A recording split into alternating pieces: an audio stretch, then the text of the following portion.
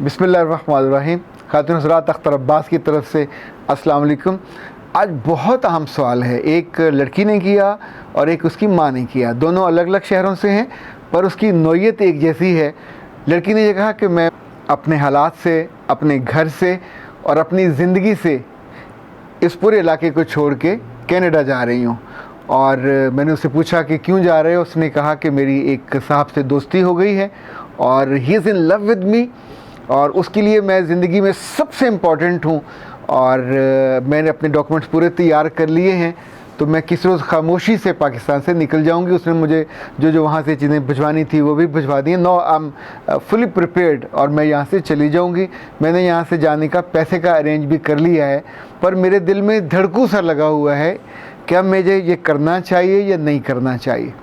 जो दूसरा सवाल था वो एक माँ का सवाल था और उसने कहा था कि मेरी बेटी यूके जा रही है और है तो हमारा वो दूर परे का जानने वाला, पर हमने कभी देखा नहीं है और इंटरनेट पे ही बच्ची से दोस्ती हुई, इसी से ताल्लुक़ हुआ और वो दुहाजू है। उसके 4 बच्चे हैं पर ये उसकी मोहब्बत में अंधी हुई है और हमारी किसी की बात सुन नहीं रही।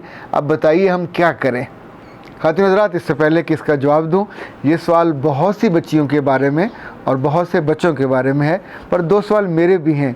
मेरा सवाल पहला ये है कि हम आमतौर पर सुबह 9 बजे और शाम को 5 बजे अपनी वीडियोस अपलोड करते हैं। जो शाम वाली वीडियो है वो बहुत ज़्यादा देखी जाती है। जो सुबह वाली है, मेरे ख़्याल में तो ये होता है कि सुबह ख़वातीन और जो घर में मौजूद हैं ताकि वो सुकून से देख सके, पर हमारी टीम का इस पर इत्तेफाक नहीं है। तो मैंने उनसे कहा कि आज मुझे मौका दें, तो मैं अपने सारे दोस्तों से पूछता हूं कि वो क्या कहते हैं कि हमें दूसरी वीडियो किस वक्त अपलोड करनी चाहिए। क्या शाम को, रात को 9 बजे, 10 बजे, और दोनों के बीच में कितना वक्फ़ा होना चाहिए। यानी एक तो बात अंडरस्टूड है कि 5 बजे हो, पर उसके बाद दूसरी कितने बजे हो। क्या अर्ली इन द मॉर्निंग, क्या नून में, या लेट नाइट में। So it's one question. Second question ये है कि अगर आप तसलसल से हमें देख रहे हों तो आपको अंदाज़ा है कि मौज़ूआत का बहुत तनव्वुर होता है और चूँकि मैं आपके साथ जीता हूँ, मैं आपके साथ रहता हूँ, आपके सवालों को लेता हूँ और मेरे दिल में हज़रत अब्दुल्ला बिन उमर की वो हदीस हमेशा होती है कि आपने इतनी खूबसूरती से वो बात फरमाई थी। ये तिबरानी की हदीस है। फरमाया था कि अल्लाह के रसूल ने फरमाया सल्लल्लाहु अलैहि वसल्लम, खुदा के कुछ बंदे वो हैं कि जिन्हें अल्लाह ने दूसरों की ज़रूरतें पूरी करने के लिए बनाया है और लोग अपनी ज़रूरतें पूरी करने के लिए इनके पास आते हैं। ये लोग क़यामत के दिन अल्लाह के अज़ाब से महफूज और मामून होंगे। बहुत मुमकिन है इस हदीस में दोनों पहलू हों, माली तौर पे भी और जज्बाती तौर पे भी। मैं ज़िंदगी भर लोगों की मायूसी की राह में खड़ा होता हूँ। मैं उनकी ज़िंदगी में उम्मीद के दिए जगाता हूँ और उनकी वो ज़रूरतें पूरी करता हूँ जो आमतौर पर उनके घर वाले, उनके दोस्त पूरी नहीं कर पाते।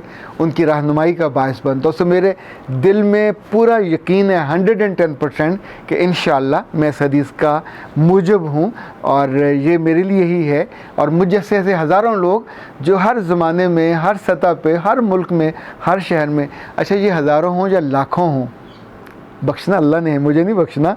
सो मेरी जो दर्जाबंदी है वो बिस्मिल्लाह, बाकी लोग भी सारे बख्शे जाएं तो मुझे इस पर कभी इतराज़ नहीं होता।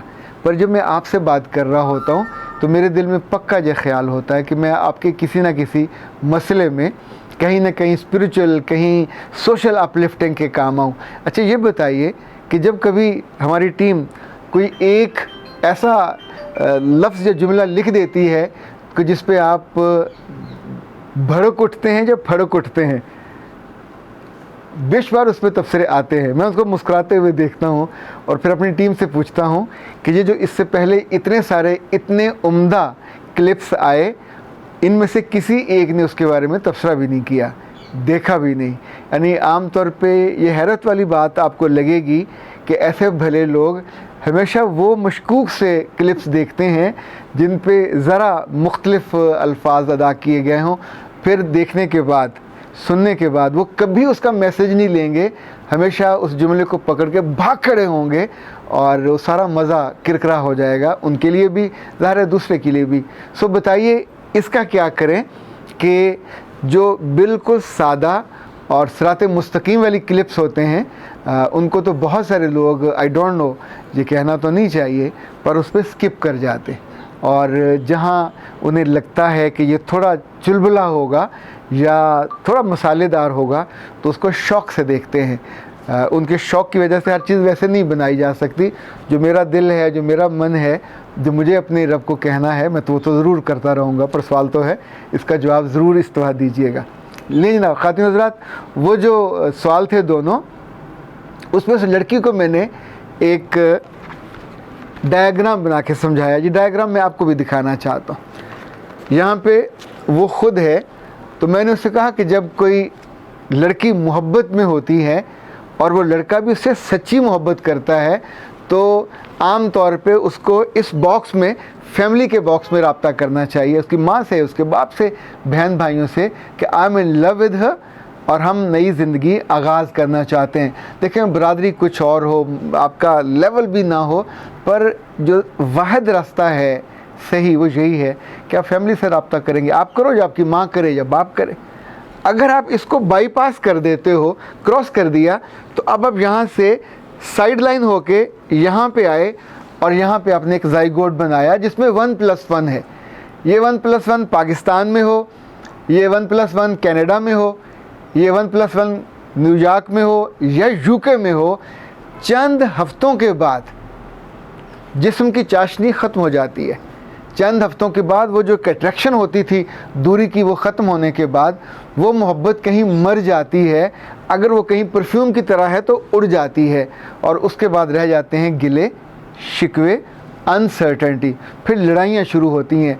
अच्छा, ये मैं कुछ सुनी सुनाई बात नहीं कह रहा, मैं तो, चूँकि हर दूसरा केस जो वहाँ से आता है वो बच्ची रोती हुई यही बता रही होती है कि मेरे साथ धोखा हो गया, मेरे साथ उसने चीट किया। साथ ये भी बताती है कि वहाँ तो वो बताता था मेरी उम्र 38 साल है, 39 साल है, अब निकला है तो 52 साल का, अब निकला तो 55 साल का, साथ 4 बच्चे भी हैं। अच्छा, अगला जो सदमा वहाँ होता है कि यूके हो या यूरोप के ममालिक, वहाँ सिर्फ एक ही शादी रजिस्टर्ड होती है, तो एक ही बेगम जो है वो रजिस्टर्ड होगी, जो दूसरी है ये रजिस्टर्ड नहीं होगी, चाहे आपके 4 बच्चे हो जाएं या चाहे आपके 5 बच्चे हो जाएं। सो आप वहाँ लीगली उसकी वाइफ के दर्जे में नहीं आते। अच्छा, ऐसे में अब आप कानूनी तौर पे कुछ नहीं कर सकते, सिवाय इसके कि जब लड़ाई हो पुलिस को एक फ़ोन करें और पुलिस आके आपको ले जाए, मियाँ को अरेस्ट कर ले, आपको रेस्क्यू करे। लेकिन ये चौथा मरहला है। तीसरे में जब ये ज़ाइगोट टूटता है तो आम तौर पे फिर लड़की उस वक्त बिल्कुल बेआसरा और बेसहारा होती है। माँ बाप उसके पाकिस्तान होते हैं, लंदन में या यूरोप के किसी भी शहर में, इवन कनाडा में कोई जानने वाला नहीं होता। अगर आप स्पेन में हैं या इटली में हैं, वहाँ भी आप अकेले होते हैं और नोबडी इज़ देयर जो आपको हेल्प करने आए, और ऐसे में फिर सिर्फ कानून या हुकूमत है जो आपको सपोर्ट करती है। लकीली उनका बहुत अच्छा निज़ाम है, वो आपको रेस्क्यू करते हैं, आपको असाइलम ले जाते हैं, आपको एक रहाइश दे देते हैं, जॉब भी दे देते हैं। तो अब आपकी एक नई ज़िंदगी शुरू होती है जो चौथे दर्जे पे है। इसमें आप अकेले होते हैं, इसमें आपको बरसों अकेले रहना होता है, और उस अकेलापन दूर करने के लिए या तो फिर आप गुनाह की ज़िंदगी में चले जाते हो, और या फिर आप दोबारा शादी करते हो, वो फिर नाकाम होती है, चूँकि वो फिर धोखा मिलता है, उसके भी पहले कोई ना कोई होती है, फिर आप तीसरी करते हो, और नतीजतन अपनी ज़िंदगी को तजर्बों की आमाजगाह बना के अपने आप को ज़ाया कर देते हो। और जैसे जैसे आपकी उम्र बीतती है तो तब तब आपका दिल दुख से भरा हुआ होता है, आपका जहन शिकवों से, और सम टाइम तो आपका जी चाहता है कि पहले जिसने आपको धोखा दिया, लेकिन याद रखिएगा ये धोखा खुली आंखों से आपने खाया।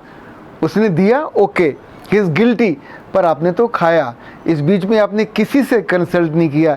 ये 2 लोग जो मेरे पास आए, या इस जैसे और लोग जो लंदन से या मुख्तलिफ मुल्कों से ये काम करने से पहले राब्ता करते हैं, हमेशा बच जाते हैं। इसलिए कि मेरा जब उनको मैं बताता हूँ तो मैं पार्टी नहीं होता।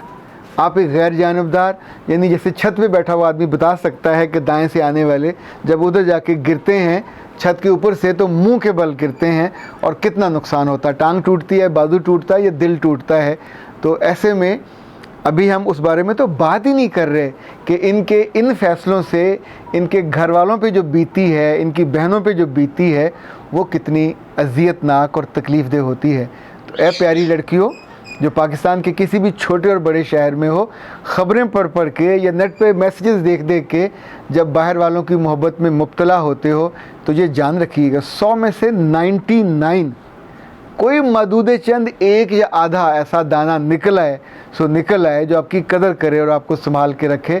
बाकी टोटल कुल्लुहुम रिस्क है और आपकी ज़िंदगी को बर्बाद करके रख देता है। वापसी आपकी अपने ख़ानदान में नहीं हो पाती और वहाँ वो उससे ताल्लुक़ जो ही ख़त्म होता है तो फिर आप अकेले होते हो, बेजार और मददगार रोने के लिए। और उस रोने को चुप कराने गवर्नमेंट तो नहीं आती, आपके आंसू पोंछने भी कोई नहीं आता। और फिर आपको वो काम करने पड़ते हैं कि आपके हाथों पैर, आपके पाँव में छाले होते हैं और जब ये छालों से पानी निकलता है तो आप खुद ही कॉटन उस पर रख रहे होते हो। ना वो पानी रुकता है, ना आंसुओं का पानी रुकता है। मेरा रब इस मुश्किल से आपको बचाए रखे। अख्तर अब्बास को इजाज़त दीजिए। अस्सलाम वालेकुम।